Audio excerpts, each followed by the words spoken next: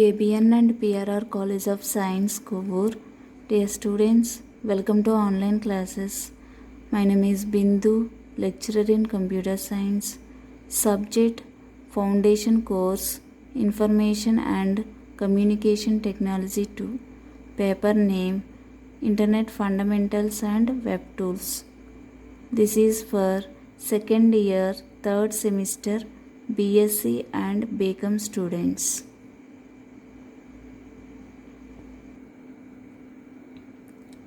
Unit 3 Email. ఈరోజు topic email addresses.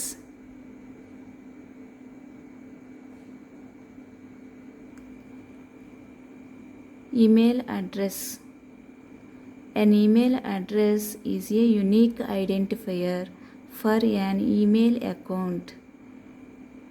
Email అకౌంట్లో మనం ఈమెయిల్ అకౌంట్ క్రియేట్ చేసుకోవాలి అనుకున్నప్పుడు ఈమెయిల్ అడ్రస్ పాస్వర్డ్ క్రియేట్ చేసుకుంటాం.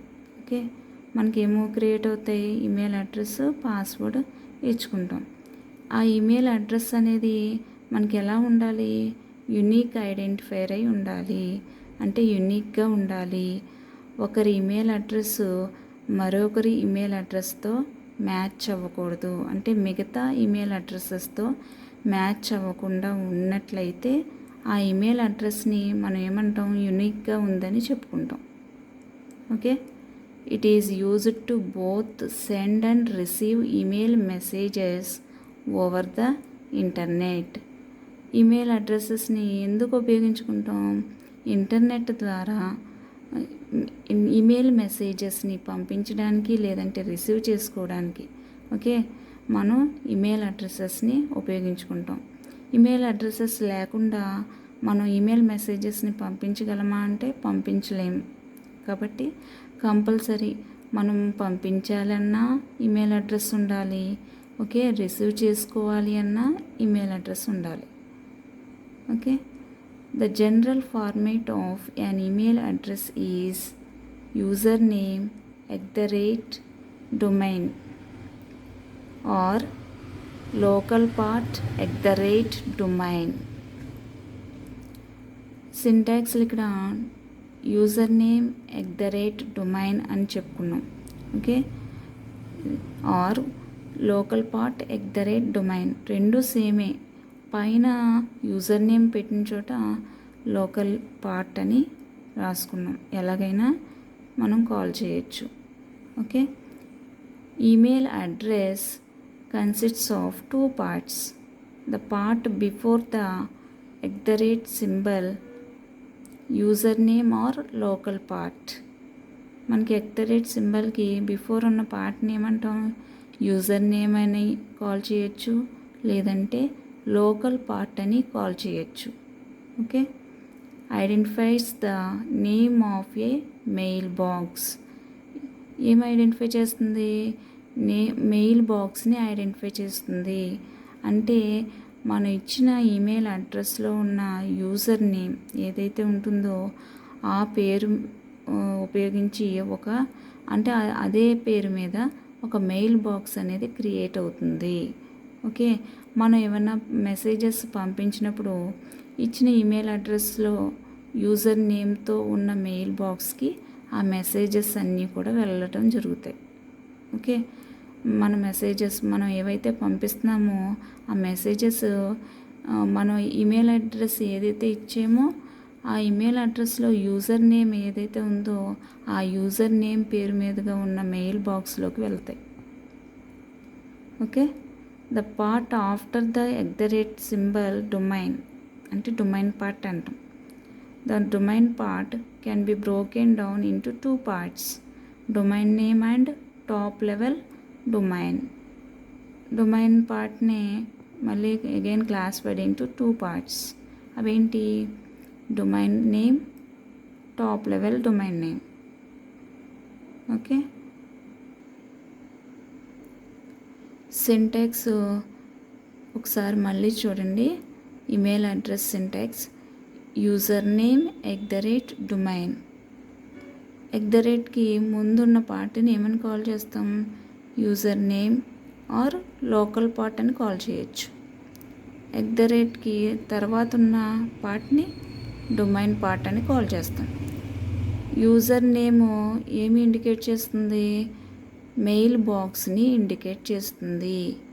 ఓకే, ఆ ఈమెయిల్ అడ్రస్ యొక్క మెయిల్ బాక్స్ని ఇండికేట్ చేస్తుంది.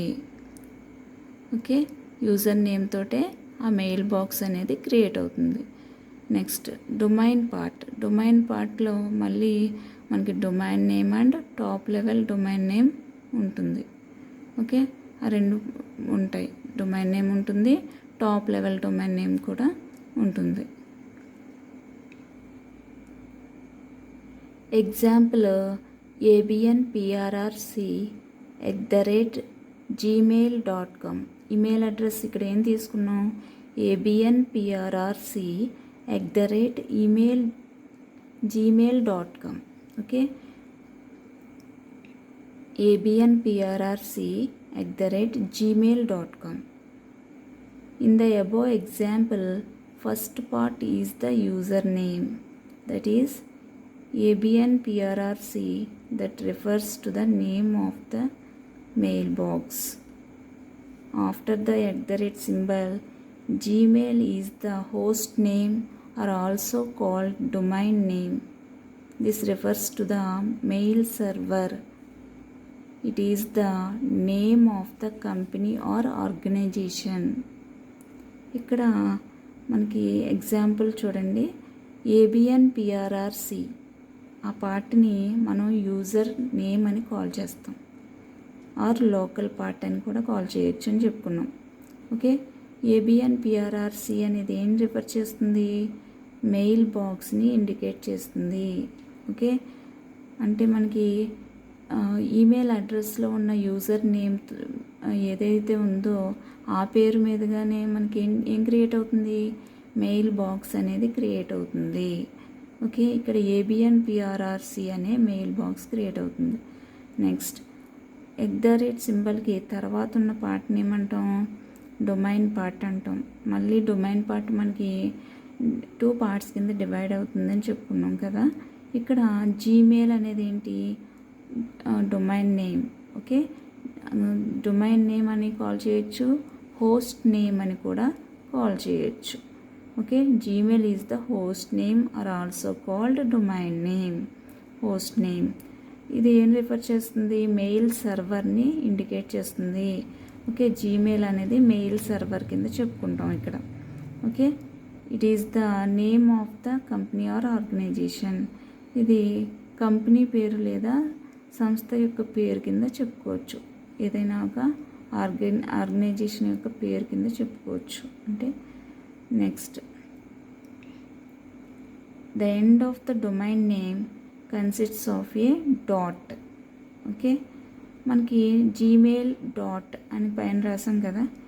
Okay, the end of the domain name consists of A dot followed by 3 or more letters such as .com. ఇక్కడ మనకి ఏమి నేర్చుకున్నాం? ఫర్ ఎగ్జాంపుల్ .com మనం పైన ఇచ్చుకున్న ఎగ్జాంపుల్లో .com అని రాసాం. That indicate top level domain. మన టాప్ లెవెల్ డొమైన్ని ఇండికేట్ చేస్తుంది of the any organisation. Okay, ఇక్కడ ఆర్గనైజేషన్ యొక్క టాప్ లెవెల్ డొమైన్ నేమ్ని ఇండికేట్ చేస్తుంది. Top level domain short form ఏంటి? TLD అంటే టాప్ లెవెల్ డొమైన్ నేమ్. మనకి ఎన్ని క్యారెక్టర్స్ ఉంటాయి? 3 ఉండొచ్చు, లేదంటే 4 కూడా ఉండొచ్చు. ఓకే, ఆర్గనైజేషన్కి సంబంధించిన top level domain names 3 or more letters ఉండొచ్చు.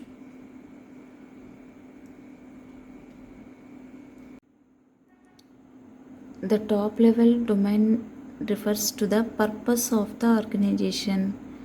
ఇక్కడ టాప్ లెవెల్ డొమైన్ అనేది దేన్ని రిఫర్ చేస్తుంది? ఆర్గనైజేషన్ యొక్క పర్పస్ని తెలియజేస్తుంది.